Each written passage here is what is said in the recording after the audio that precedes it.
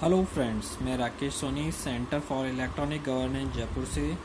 दोस्तों, ऑटोकैड के इस लेक्चर सीरीज़ में आज लेक्चर नंबर 41 में हम बात करेंगे ओले ऑब्जेक्ट की।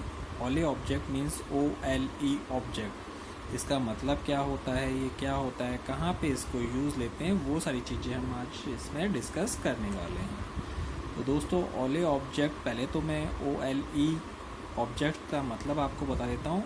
Object link and embedding. तो ये इसका मतलब होता है। अब इससे कर क्या सकते हैं, ये चीज़ हम देखते हैं। You can import information into a drawing from other applications that support OLE।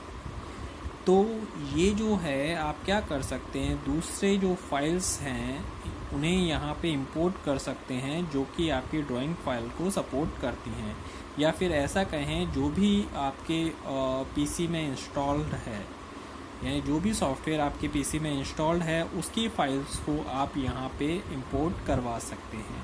उनमें कौन कौन सी फाइल्स हो सकती हैं वो मैं आपको थोड़ा सा डिटेल में आपको बता देता हूँ। इसके द्वारा आप अपनी एडोब और रीडर की फ़ाइल लेके आ सकते हैं। आप इसमें ऑफिस में जो ऑब्जेक्ट्स होते हैं जैसे एक्सेल है, वर्ड है, पावर पॉइंट प्रेजेंटेशन है, वो वाली फ़ाइलें आप इंसर्ट करवा सकते हैं। इसके अलावा आप ProE, CATIA, SolidWorks, 3ds Max, इस टाइप की फ़ाइल्स जो हैं आपके अगर इंस्टॉल्ड हैं तो आप वो लेके आ सकते हैं। इसके अलावा भी आप देखें तो पेंट ब्रश की फ़ाइल या इस तरह की कोई भी फ़ाइल है वो आप इंसर्ट करवा सकते हैं अगर आप इंसर्ट करवाना चाहते हैं। और यदि आप नई ड्राइंग बनाना चाहते हैं तो वो वाला फॉर्मेट ओपन करके आप नई भी बना सकते हैं। तो ये आगे हम इसी में चलते हैं। टॉपिक इन दिस सेक्शन, इसमें क्या क्या टॉपिक्स हैं वो हम बात कर लेते हैं। Overview of importing OLE objects into drawings. तो ये किस तरह से आप इंसर्ट करवा पाएंगे वो मैं आपके को बता देता हूँ।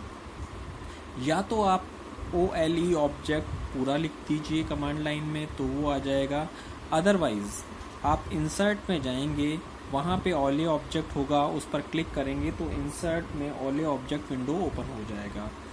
उस इंसर्ट विंडो के बाद आपको या तो ऑब्जेक्ट टाइप सेलेक्ट कर लीजिए जो कि आपकी फ़ाइल है, उस टाइप का किस फाइल को लेके आना है वो चीज़ आप सेलेक्ट कर सकते हैं।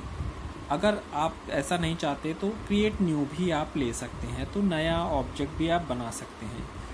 आपने जो भी फाइल फॉर्मेट सेलेक्ट किया, जब उसमें आगे जाएंगे तो वो फाइल को आपको सेलेक्ट करनी पड़ेगी, उसका पाथ देना पड़ेगा वो कहाँ पर है, और जहाँ पर भी वो है उसको वहाँ से इंपोर्ट करवा लेना है। जब वो आ जाएगी उसका पाथ पूरा आपको स्क्रीन पर दिखाई देगा, देन आपको प्रेस करना है ओके। ओके प्रेस करते ही आपकी स्क्रीन पर, यानी जो ड्राइंग स्क्रीन है उस पर वो लिंक ऑप्शन आ जाएगा, यानी वो फाइल वहाँ पे आपको विजिबल हो जाएगी। चलिए आगे देखते हैं दूसरा क्या सेक्शन है इसमें। लिंक OLE ऑब्जेक्ट्स इन ड्राइंग।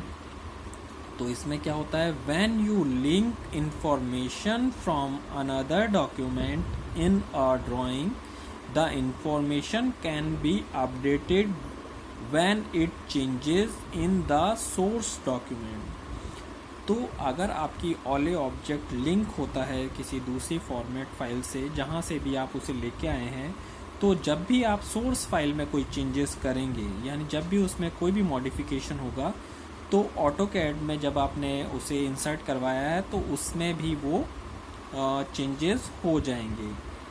ये इसका एक बेनिफिट है कि आपने सोर्स फाइल में कोई चेंजेस किए तो यहाँ पे भी उस फाइल में वो चेंजेस हो जाएंगे, मॉडिफाई हो जाएगा।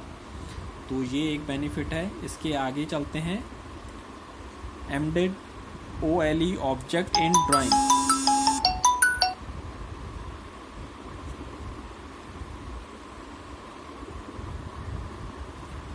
तो दोस्तों आगे चलते हैं हम। When you embed information from another document in a drawing, the information is not updated when it changes in the source document। तो इस तरह का भी हम कर सकते हैं। अगर हम चाहें तो ये सोर्स ऑब्जेक्ट में या डॉक्यूमेंट में तो चेंज हो और इसमें चेंज ना हो, तो ऐसा हम इसमें कर सकते हैं। तो ये आपके लिए बेनिफिशियल रहेगा। आपके ड्राइंग्स में आप किसी भी फाइल को इंपोर्ट करवाना चाहते हैं या उसे लेके आना चाहते हैं, तो वो फाइल इजीली आप लेके आ सकते हैं बिना किसी परेशानी के। तो ये OLE ऑब्जेक्ट्स उसके लिए बहुत बेनिफिशियल है, तो आप ये करिए। ओके, थैंक यू दोस्तों, आज के लेक्चर में इतना ही।